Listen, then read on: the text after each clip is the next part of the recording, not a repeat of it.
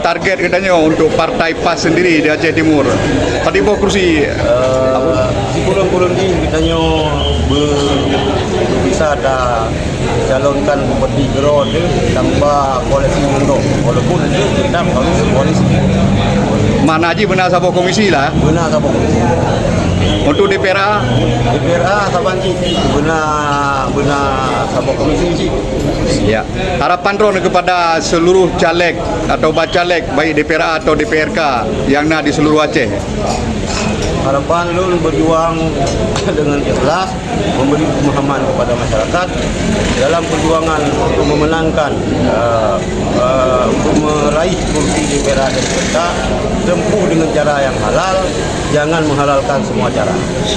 Oke. Yang satu, yang kedua, tidak boleh menyelekkan partai yang lain. Lebih-lebih partai lokal, lebih-lebih PA. Tidak boleh. Karena kamu partai PASnya adalah adik bungsu daripada partai yang lain.